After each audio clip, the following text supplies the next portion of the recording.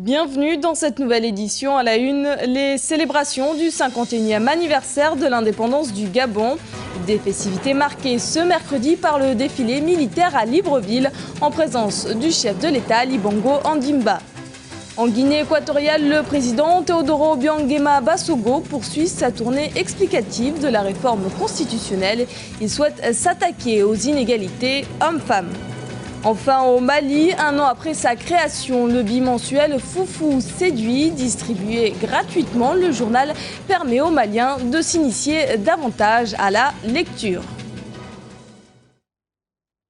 Jour de fête au Gabon, les Gabonais sont venus en nombre pour assister aux célébrations du 51e anniversaire de la fête de l'indépendance. Au point d'orgue des festivités, la parade militaire sur le boulevard de l'Indépendance à Libreville, en présence du président Ali Bongo Ondimba et de nombreuses personnalités politiques. Retour sur la cérémonie avec Fanny Marceau.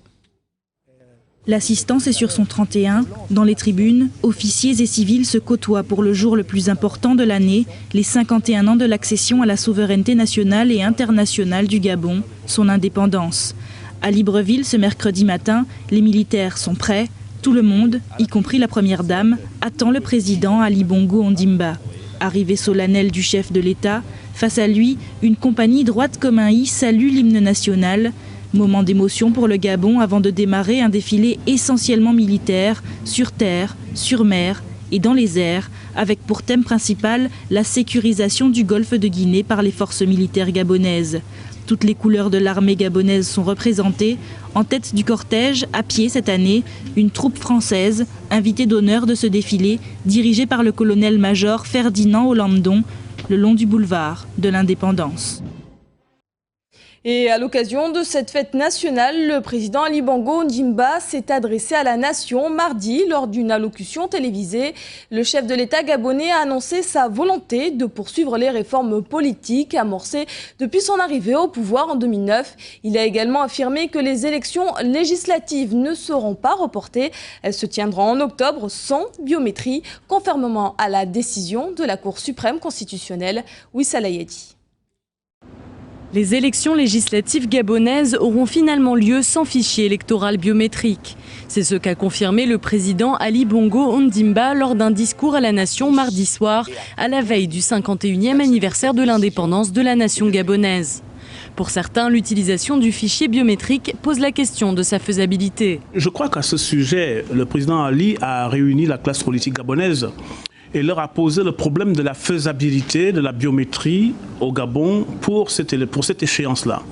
Et effectivement, personne n'a pu dire comment ça pouvait se faire. Je veux dire, personne n'a pu apporter la possibilité matérielle, enfin je veux dire des éléments convaincants pour qu'il y ait de façon matérielle la réalisation de la biométrie pour cette élection-là. L'opposition gabonaise de son côté a suspendu depuis juillet sa participation à la commission électorale nationale autonome, refusant de prendre part au processus électoral sans l'utilisation de la biométrie.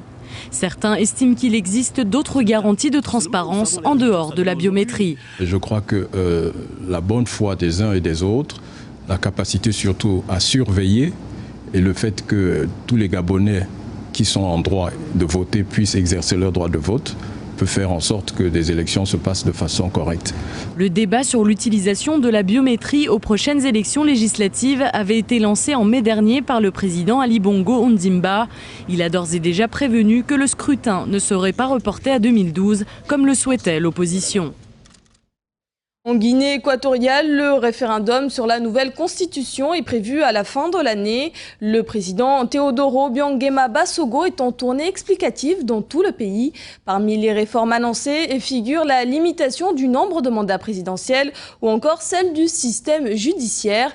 La nouvelle loi fondamentale devrait garantir également plus de justice sociale, notamment en donnant davantage de droits aux femmes. Reportage de nos envoyés spéciaux Narcisse Doumbé, Yohan Ederi, commentaire Camille Thomas. Le gouvernement équato-guinéen souhaite promouvoir l'égalité des genres. C'est l'une des innovations présentées mardi par le président Teodoro Obiang Bassogo. Il était l'hôte des populations de Niéfang dans la province du Centre-Sud, la 4e étape de sa tournée de vulgarisation de la nouvelle constitution. Pour l'actuel président en exercice de l'Union africaine, Il faut rompre avec les pratiques du passé et accorder les mêmes chances à tous. Dans la Constitution, nous avons un volet consacré aux droits de la femme en Guinée équatoriale, qui leur donne la même condition, les mêmes droits que les hommes. Mais cela veut dire que nous devons aussi en finir avec les mauvaises pratiques que les hommes infligent à leurs femmes. Mais pour autant, ça ne signifie pas que la femme doit s'opposer aux hommes. De profondes réformes devraient également être apportées dans le système judiciaire afin de garantir l'égalité de tous les citoyens, une justice minée par plusieurs mots. La justice n'est pas bien structurée en Guinée équatoriale, à cause des juges et des magistrats, parce que nombre d'entre eux sont corrompus. Ils donnent raison à ceux qui ont de l'argent. C'est pourquoi nous sommes justement en train d'introduire des réformes dans le système. Dans les prochains jours, le président Teodoro Obiang Basogo visitera d'autres districts de la partie continentale du pays, toujours dans le but de défendre les réformes constitutionnelles en cours. Une patrouille mixte sur les eaux bénino-nigérianes devrait prochainement voir le jour. Le piratage des navires commerciaux a pris une ampleur considérable dans le golfe de Guinée. Pour y remédier, le gouvernement béninois saisit le Conseil de sécurité des Nations Unies. Il a également décidé de prendre une série de mesures avec son voisin, le Nigeria. Reportage de nos envoyés spéciaux, Franck Nodofinin, Daniel Aboki, commentaire Olivier Crézé. Lutte contre la piraterie maritime, le Bénin et le Nigeria unissent leurs forces. Les deux nations sont plus que jamais engagées pour mettre fin à toute forme de piraterie sur leurs côtes. La décision politique qui réunit ces pays d'Afrique de l'Ouest intervient après les récents actes de banditisme sur les eaux béninoises. Des patrouilles mixtes seront mises en place et constituer des forces navales des deux pays. La sécurité maritime, la lutte contre la piraterie moderne n'est plus une affaire d'un seul pays.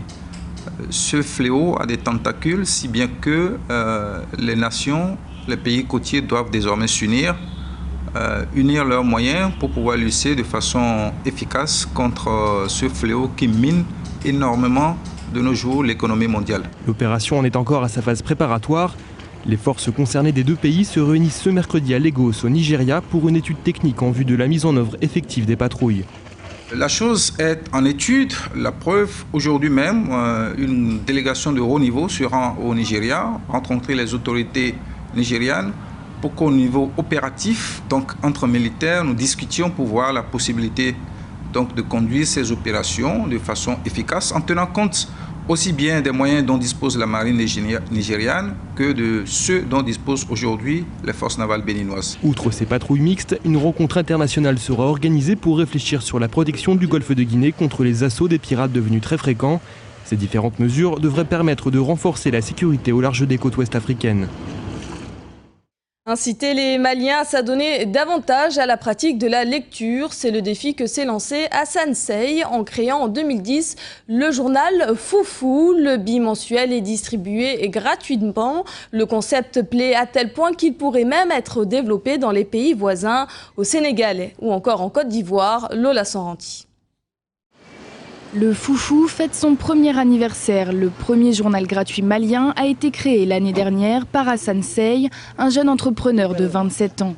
Une initiative qui séduit. Le peuple malien a tendance à ne pas beaucoup lire, soit disant que peut-être les journaux sont vendus à un prix où ils ne peuvent pas l'avoir. Mais au moment où ce jeune a créé, a eu cette initiative de faire le journal pour pouvoir distribuer aux gens, je vois qu'il y a quand même l'ampleur et il y a déjà l'avantage où les jeunes peuvent beaucoup lire et comprendre les choses parce qu'aujourd'hui le monde passe par l'information. Financer ce bimensuel par les annonces publicitaires, c'est l'option pour laquelle a opté son fondateur qui choisit de miser sur l'image. La majorité de la population est analphabète, donc il ne voit pas l'impact tout de suite. Alors qu'un impact peut être uniquement même visuel, ça peut être comme sur une affiche. Et nous, en fait, l'objectif, c'est peut-être d'amener les gens plus par rapport à tout ce qui est annonce. Prochaine étape pour ce journal gratuit, tiré à 3000 exemplaires au Mali, traverser les frontières et être distribué en Côte d'Ivoire, en Guinée ou au Sénégal. Ce journal a été préparé par l'ensemble de la rédaction d'Africa 24. Merci pour votre fidélité. Dans un instant, une nouvelle édition de l'actualité sur Africa 24.